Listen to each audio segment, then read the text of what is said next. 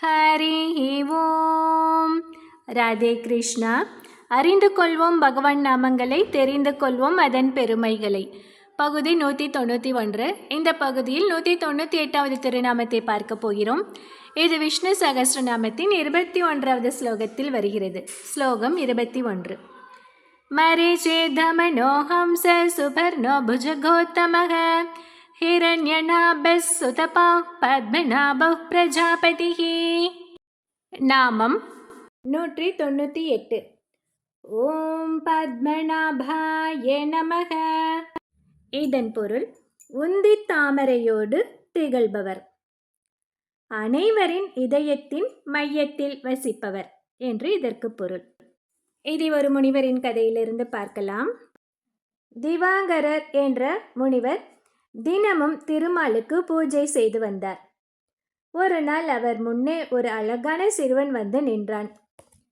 அவனை கண்ட அடுத்த நிமிடமே அவனது அழகில் மயங்கினார் திவாகர முனிவர்.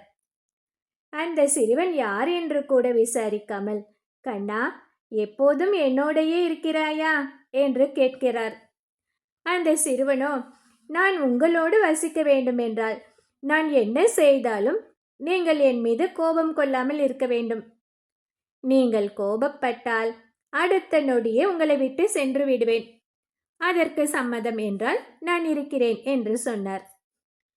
திவாகர முனிவரும் சம்மதித்தார்.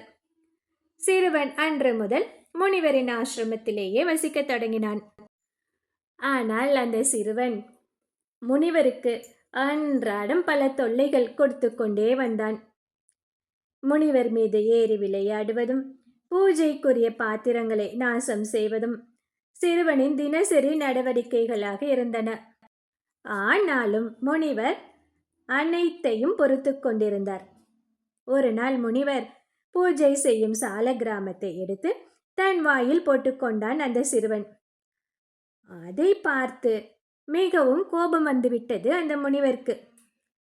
அப்போது சொன்னார், இனியும் உன் விஷமங்களை என்னால் சகித்து கொள்ள முடியாது என்று சொல்லி சிறுவனை பிடித்து கீழே தள்ளினார். தன்னுடைய ஒப்பந்தத்தை நீங்கள் மீறியதால் இனி உங்களோடு நான் இருக்க மாட்டேன். என்னை நீங்கள் காண விரும்பினால் அனந்தன் காட்டுக்கு வாருங்கள் என்று சொல்லிவிட்டு ஓடிப்போய் விட்டான். அதாவது மறைந்து விட்டான். அப்போதுதான் உணர்ந்தார் அந்த முனிவர். அந்த திவாகர முனிவர் அப்போதுதான் உணர்கிறார், ஓ, இத்தனை நாட்கள் தன்னுடன் சிறுவன் வடிவில் இருந்தவன் மாயக்கண்ணன் தான் என்பதை உணர்ந்து கொண்டார். அதற்கு பின் என்னாகும்? உணர்ந்த பின் யாராவது கண்ணனை விட முடியுமா? உணவு உண்ணாமல் உறக்கமில்லாமல் கண்ணன் சொன்ன அந்த அனந்தன் காடு இருக்கும் இடத்தை தேடி பல நாட்கள் அலைந்தார். எத்தனையோ பேரிடம் விசாரித்தும் அனந்தன் காடு இருக்கும் இடத்தை அவரால் அறிய முடியவே இல்லை.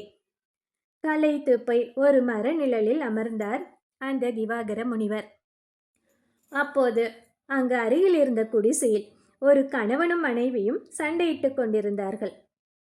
கணவன் மனைவியை பார்த்து, நீ இப்படி சண்டை போட்டு கொண்டிருந்தால் உன்னை அனந்தன் காட்டில் கொண்டு போய் விட்டுவிடுவேன் என்று கூறினான். அதை கேட்டவுடன் முனிவருக்கு எப்படி இருந்திருக்கும்? அப்படியே ஆனந்த வெள்ளத்தில் மூழ்கினார் முனிவர். அவனிடம் ஓடி சென்று அனந்தன் காடு இருக்கும் இடத்தை விசாரித்தார். அவனும் வழி சொன்னான். கல்லும் முள்ளும் நிறைந்த அந்த காட்டுப்பாதையில் கண்ணனை காணும் ஆவலுடன் சென்றார் திவாகர முனிவர். இறுதியாக அனந்தன் காட்டை அடைந்தார். அங்கே கண்ணனையும் தரிசித்தார். ஆனால் முனிவரை கண்டவுடன் கண்ணன் ஓடத் தொடங்கிவிட்டான். திவாகரும் அவனை துரத்தி கொண்டே ஓடி சென்றார். ஒரு இலுப்பை மரத்துக்குள் சென்று கண்ணன் மறைந்து விட்டான். அந்த மரம் முறிந்து கீழே விழுந்தது. அப்படி கீழே விழுந்த மரம் ஆதிசேஷன் மேல் பள்ளி கொண்ட திருமாலின் வடிவமாக மாறியது. 8 மைல் தூரம் நீண்ட திருமேனியோடு திருமால் காட்சியளித்தார். அது எங்கே இருக்கிறது தெரியுமா? கேரளாவில் உள்ள திருவல்லம் என்னும் ஊரில் அவரது தலையையும், திருவனந்தபுரத்தில் அவரது உடலையும், திருப்பாதபுரம் என்னும் ஊரில் அவரது திருவடிகளையும் தரிசித்தார் முனிவர். அப்போது அந்த முனிவர் சொன்னார், திவாகர முனிவர் சொன்னார், இத்தகைய பெரிய உருவத்துடன் இருக்கும் உன்னை அடியேனால் முழுமையாக தரிசிக்க முடியவில்லையே.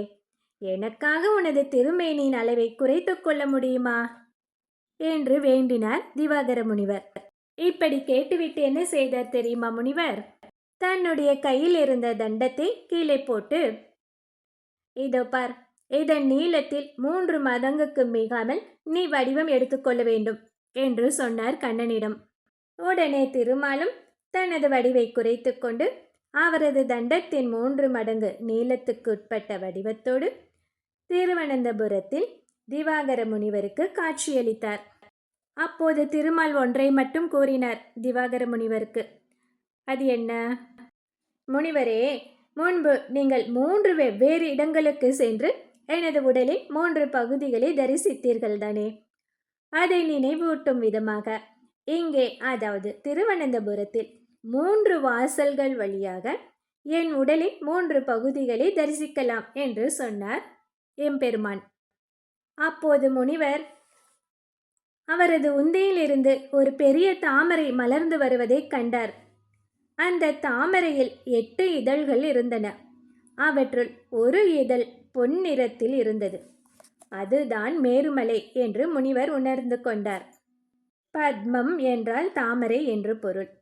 தனது நாபியில் பத்மத்தை கொண்டவராக திருவனந்தபுரத்தில் திருமால் தரிசனம் தருவதால் அவருக்கு பத்மநாப என்று பெயர் வந்தது. இந்த 198வது திருநாமத்தை தினமும் சொல்லி வந்தால் திருவனந்தபுரத்தில் இருக்கும் அனந்த பத்மநாப சுவாமியின் பரிபூரண அருளை நாம் பெறலாம். அடுத்தது 199வது திருநாமம். ஓம் பிரஜாபதயே நமக. சிவபெருமான் திருமாலிடம் மன்னிப்பு கேட்ட ஸ்தலம் எங்கே இருக்கிறது என்பதை பற்றி அடுத்த பகுதியில் பார்க்கலாம். ஹரி ஓம்.